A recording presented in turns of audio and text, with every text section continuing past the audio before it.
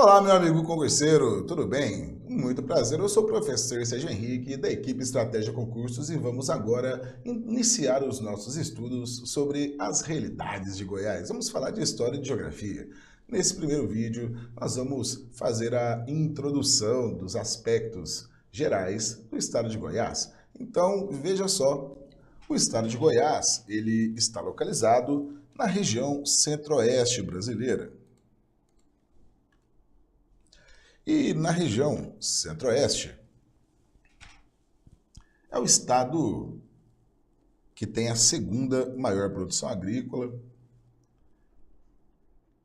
Ele faz fronteiras ao norte com Tocantins,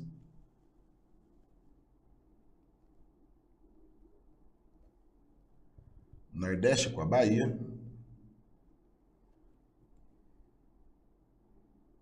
leste e sudeste com Minas Gerais, oeste com Mato Grosso e sudoeste com Mato Grosso do Sul.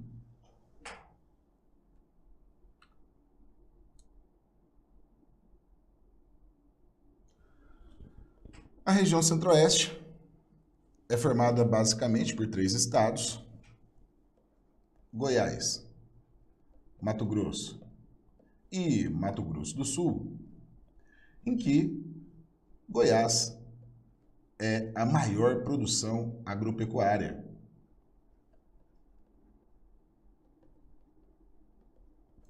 E o estado de Goiás é a segunda produção de grãos e também produção de animais do Centro-Oeste. Vamos nos lembrar que é uma nova área do agronegócio dinâmica que nos últimos 15 anos foi incorporado a um grande capitalismo agrícola, agropecuário, que faz uma produção incrível. Por exemplo, você tem os projetos de fruticultura no Rio Araguaia, você tem a produção de soja, que expandiu bastante, você tem a produção de arroz. Então, lembrando que tem tanto a agricultura irrigada quanto a chamada agricultura de sequeiro. E o estado de Goiás, como você pode observar aqui, ele é o mais central.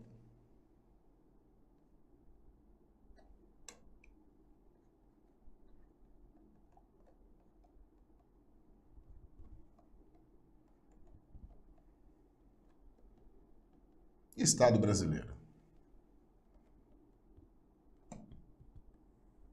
E quando foi a Constituição de 1988, ocorreu o desmembramento de Goiás, com a separação do Tocantins.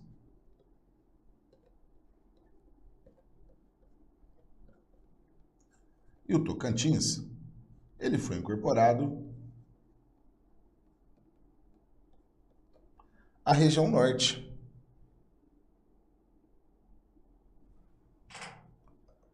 Mas por características de financiamento, aproveitar melhor os recursos públicos que vão para a região norte do que por características físicas em si. Porque o estado de Tocantins predomina a vegetação de cerrado e o relevo de planaltos, assim como é no estado de Goiás. Veja só, basicamente nós temos um relevo formado por chapadas que tem como principal interferência na economia é que eles permitem a mecanização. O que são chapadas, pessoal? Chapadas são planaltos sedimentares com topo plano.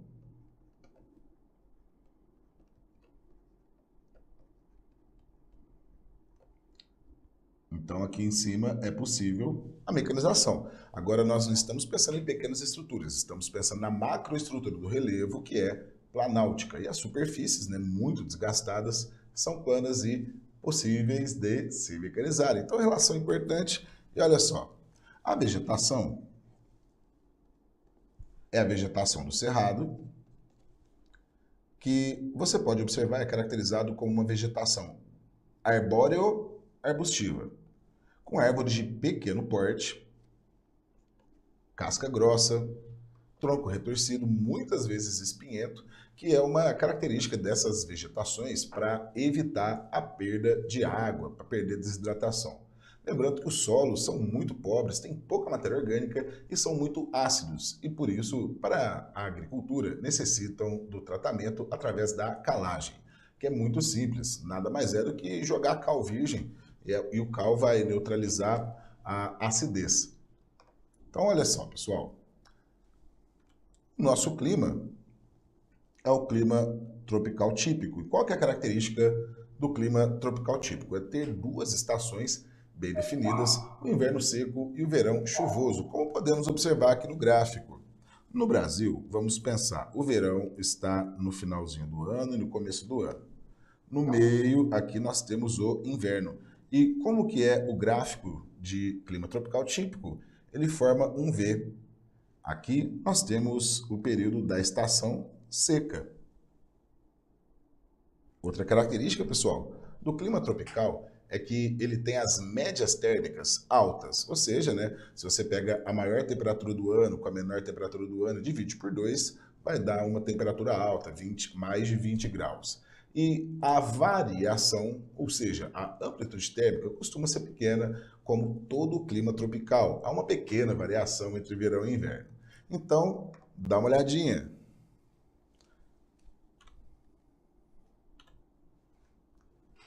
O estado de Goiás ele possui uma forte tradição agrícola. Vamos lembrar que desde a sua origem, né, começou com mineração, mas entrou em decadência rapidamente devido ao esgotamento, e aí a atividade predominante passou a ser a pecuária extensiva.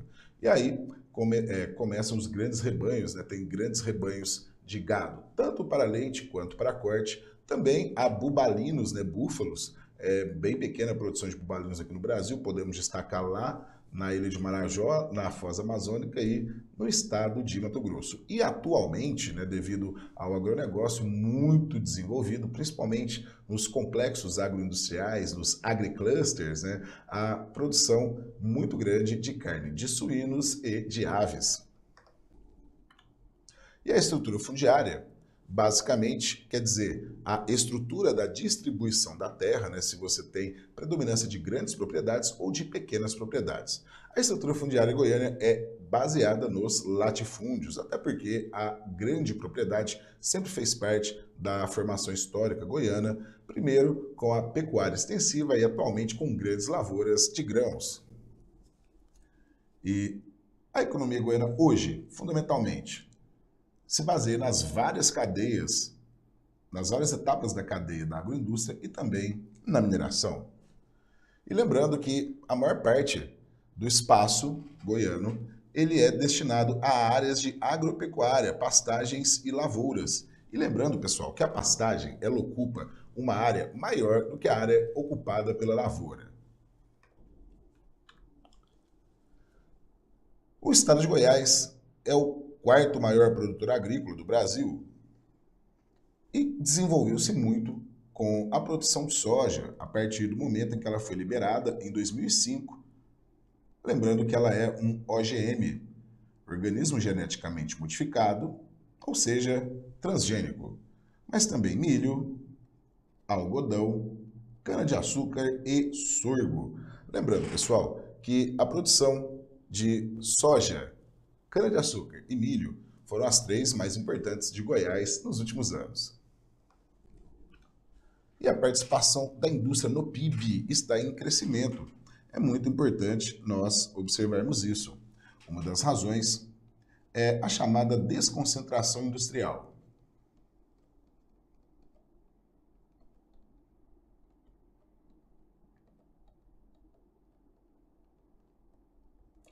A desconcentração industrial é a tendência que a indústria brasileira passou desde a década de 70, mas de uma maneira bastante perceptível a partir da década de 90. Os estados passam a disputar a atração das indústrias, oferecendo vantagens. Por exemplo, oferecendo barracão, oferecendo lotes, oferecendo energia, infraestrutura em geral, mas principalmente descontos em impostos, as vantagens fiscais. O conjunto disso tudo chamamos vantagens locacionais, né? Vantagens para você se estabelecer naquela localidade. E também chamamos guerra fiscal. O nome é guerra fiscal, para ver quem que oferece maiores isenções tributárias. No entanto, não é só a desconto no imposto, é todo o conjunto, tá ok? Então, olha aí, lembrando, pessoal, que nós temos hoje pesados investimentos em metalurgia, em mineração e principalmente no setor automobilístico, químico e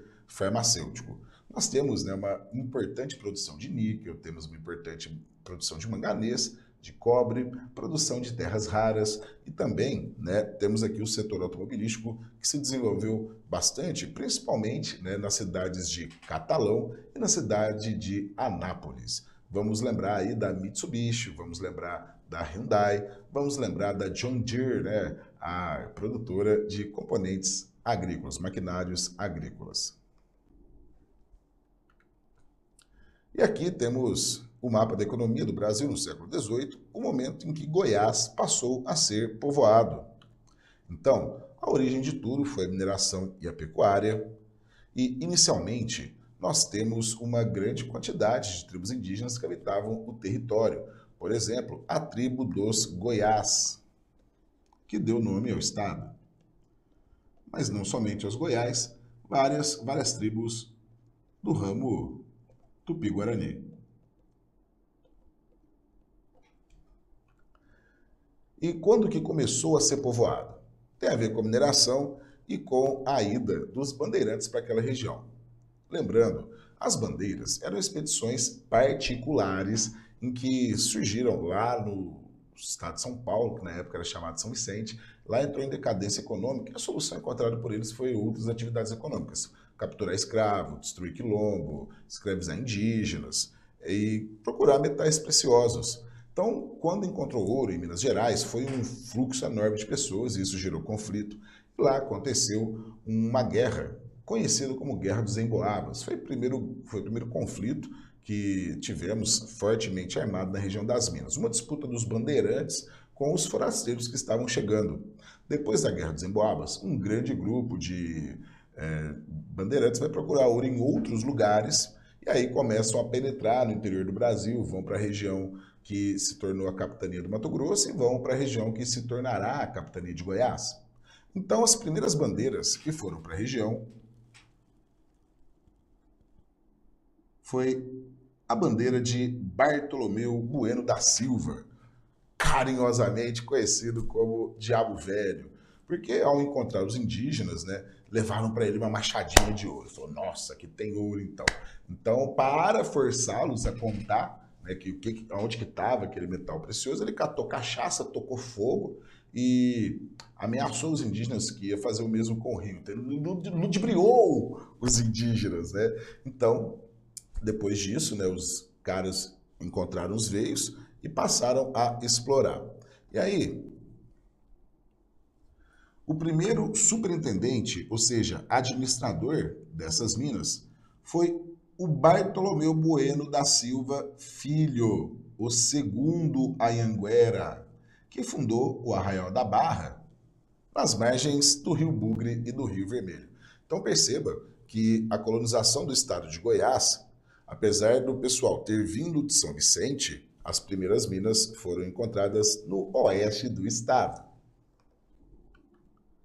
E é importante nós destacarmos, pessoal, que basicamente nós temos dois elementos fundamentais para o povoamento de Goiás, que é a ação missionária jesuítica, né, e os bandeirantes. Os jesuítas, pessoal, eles eram os padres da Companhia de Jesus, que vinham para o Brasil associados à coroa portuguesa com o intuito de fundar missões, ou também as chamadas reduções, é a mesma coisa, que ali catequizavam indígenas, ensinavam eles a fazer coleta e tal, e eles eram inimigos dos bandeirantes, porque os caras iam para lá capturar indígena para escravizar. Qual que eram os indígenas que eles preferiam? Sem dúvida nenhuma, aqueles que já eram católicos, que já sabiam trabalhar. E aí, a mineração, lembrando que foi a atividade que desenvolveu verdadeiramente, né, o estado de Goiás, ela foi uma atividade que ela gerou um processo de urbanização espontânea. Isso daqui é muito interessante, viu, pessoal? Porque quando falamos de Goiás,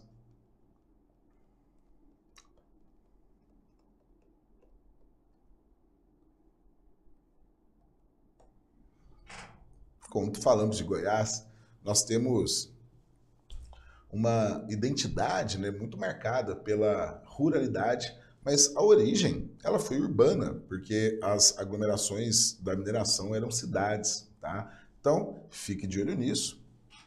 E a descoberta da mineração, vamos pensar, aconteceu fora do eixo que era tradicional, que era o Nordeste. Então, a mineração traz uma mudança no eixo econômico.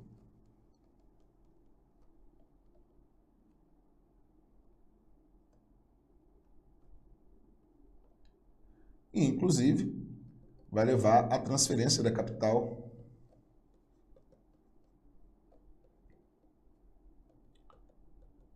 para o Rio de Janeiro.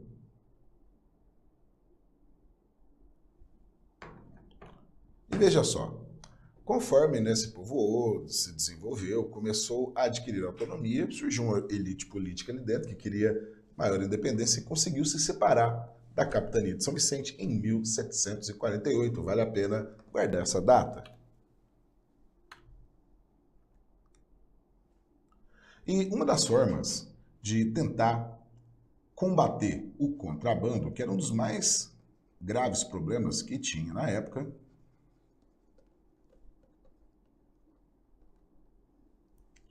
começaram a proibir a navegação dos principais rios, como o Rio Araguaia, o Rio Tocantins e o Rio São Francisco.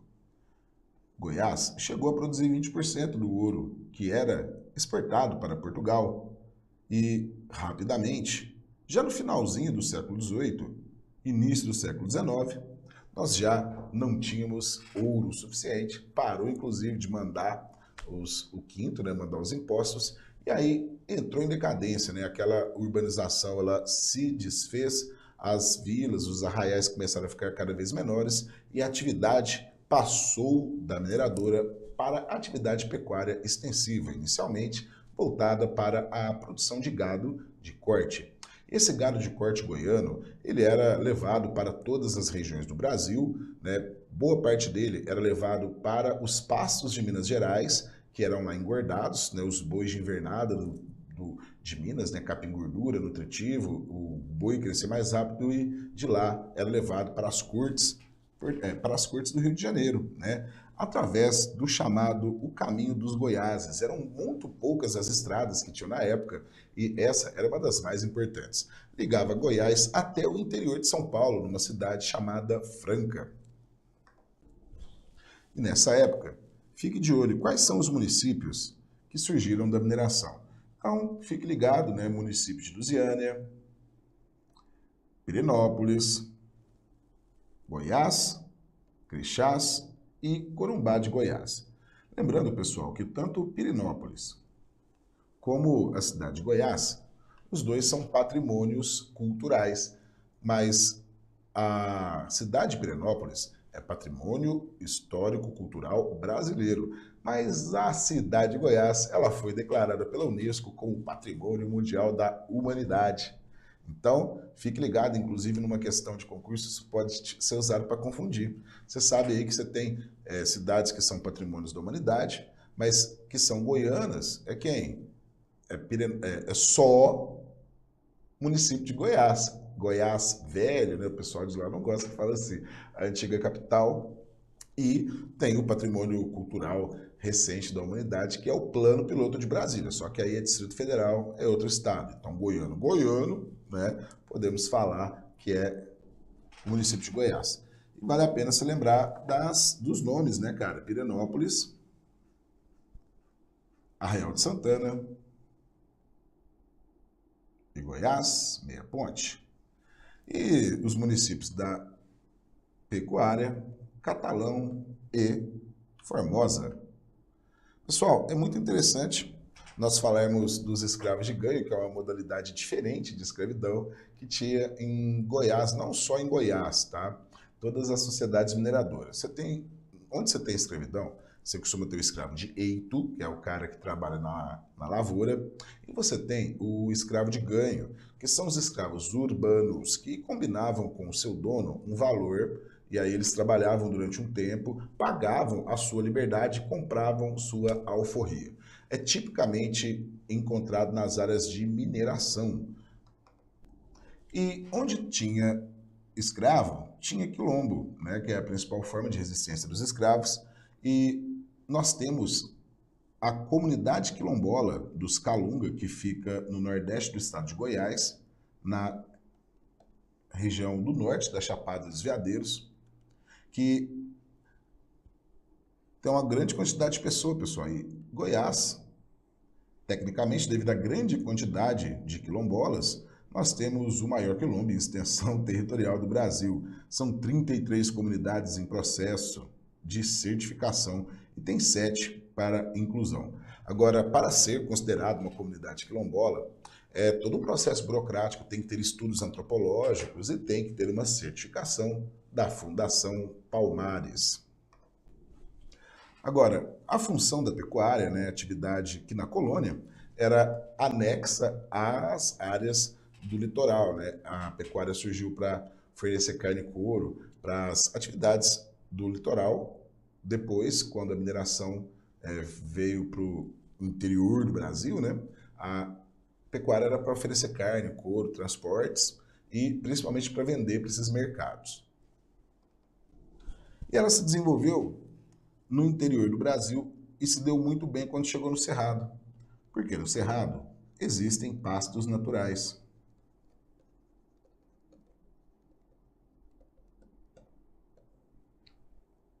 E a mão de obra, é importante lembrar que era livre e indígena. Eles eram chamados ou tropeiros, ou vaqueiros, ou curraleiros. Essa relação da pecuária e da mão de obra é muito importante, porque, por exemplo, no século XIX, a economia estava em decadência, Goiás ficou marginalizado dentro do processo político brasileiro, fora dos centros de decisão, e aí, inclusive, né, o século XIX ficou muito isolado, e a pecuária floresceu. E a pecuária floresceu. E a pecuária floresceu. E só, cara.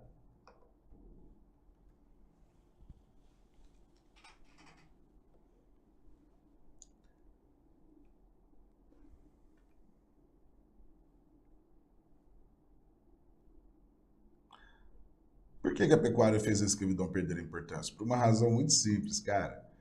Porque usa mão de obra livre.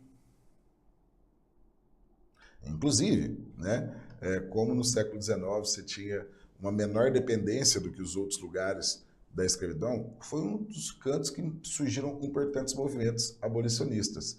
Olha, a escravidão em Goiás, ela foi abolida mesmo, junto com a escravidão do Brasil, em 1888, só que precocemente já não dependia desta mão de obra. E é isso aí, pessoal. Lembrando das sociedades abolicionistas, que era o principal espaço onde eram discutidos, né, os temas ligados à abolição da escravidão, e Goiás, nessa época, pouca influência devido ao seu grande isolamento. Mas é um fato importantíssimo nos lembrarmos dessa precoce libertação da dependência da escravidão. Pessoal, é isso aí, ficamos por aqui. Agora um grande abraço, bons estudos e foco no sucesso!